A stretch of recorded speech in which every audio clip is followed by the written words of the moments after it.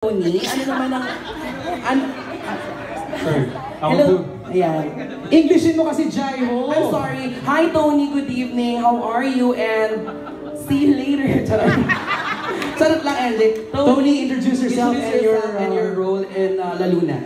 Hello po, ako po si Tony Labrusca and I will be playing Jake sa La Luna Sangre. Ako po yung anak ni Verusca at ang punong bantay na si Frederick. Wow. Next, Jaimo. We have Joras Gamboa. Hello po, ako po si Hindi ako si Alpen Rose ngayon. Ako si Baristo at ako ang magpapalaki kay Catherine. Isa akong lobo rito at makikita ninyo yung tiyan ko rito medyo lumot. Ayun, ako yung magpapalaki kay Catherine. Kaya makukuha niya yung ugali ko, yung ganitong ugali. And now we have Brian Santos. Hello po, ako po si Brian Santos. Ang pangalan ko dito is Gael, isa akong vampira at isa akong defender ng La Luna. So si Joros Lobo, si Brian ay vampira. Tony, tao ka dito, Lobo, vampira? Lobo po ako dito. Okay. Next Next we have Sue. Yeah, Sue Ramirez. Hello Asan ang mic ni Sue? Baka yan. Sabi na lang, hello po, magandang gabi. Ako po si Sue Ramirez. Ako po dito si Katleya. Isa po akong lobo. Isa rin po ako sa mga nagpalaki kay Malia na si Catherine. Magtatayo po akong ate niya dito. Ayun, thank you, Sue. Of course, bago naging kilabot si Daniel ng Coliala, meron pang nauna sa kanya. Mas kilabot talaga. Talaga. Oo. Kuya Randy Santiago, syempre. Yes, diba? Grabe, tagal-tagal. Mga 40 years ago yun. Sa'yo nang galing. 30 lang. Actually ako, ang pangalan ko dito si Doc. Bale, tao naman ako dito. At kami ang magpapalaki kay Tristan. Parang tatay-tatayan ako ni Tristan. Ang role namin dito, siyempre sa talyer, tagagawa ng kung ano-ano. Kaya ang tawag sa akin, Doc, dahil Master of Nanika. Ayun.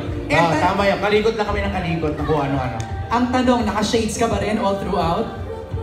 Makikita niyo. Wow! May ginagawa sa akin si Direk. Okay, we'll find out later. Ito naman, syempre, napaka-sexy pa rin, Miss Ina Raimundo! Hello, good evening! Ako po dito ay si Verusca, asawa ko ni Frederick, ang punong bantay. Ang layunin ko dito ay ma-hold ko yung power namin bilang pinuno ng tribo. Diba? Tribo, diba? Siyempre, lobo ako dito. Lobo? Lobo. Ang ganda namang lobo, ang sexing lobo. Totoo. Ito pa, isa pang sexy din, Miss Jelly de Belen. Hello, ako si Betty, ang tiyahin ni Daniel, ni Tristan. Hindi siya lumaki sa akin, nahiwalay kami nung bata pa siya nung mamatay ang tatay niya. Kapatid ko yung tatay niya, na dating Luna. Okay, so medyo malabo pa yung storya doon. Di natin alam kung anong mangyayari si Tristan, di niya alam. Malabo ang lahat, makikita-kita din kami. Eventually, pag matanda na siya, kaya lumaki siya sa poder nila ni Doc. Nagkahiwalay kasi kami. So, ayun. Alright, thank you so much. Si John Lloyd Cruz can't make it tonight dahil masama ang pakiramdam. Kaya hindi natin siya makakasama dito sa ating grand press ko. We have with us Miss Angel Locsin. Wow, the very sexy. Ayun. Hello po! Ito na. Ayun, ito po. Okay na po. Salamat po, Mr. Jonas. Maraming salamat po sa inyo natin. Magandang gabi po. Thank you so much po sa pagpunta niyo dito. Ako po ay naging si Laika at ngayon po ay gagampanan ko pong muli si Lia. Ako po ay asawa dito ni Mateo, na siya po si John Lloyd Cruz. Ako po ano ba ako? Ako ang punong bantay noon, tapos ngayon ang itinakdang lobo. At ako po kami po ni Mateo ang mamagulang po ni Malia. And thank you so much, Angel. Richard Gutierrez. Magandang gabi sa inyo lahat at maraming salamat sa pagpunta dito. Ako dito si Sandrino. Isa akong obviously isang vampira ako dito.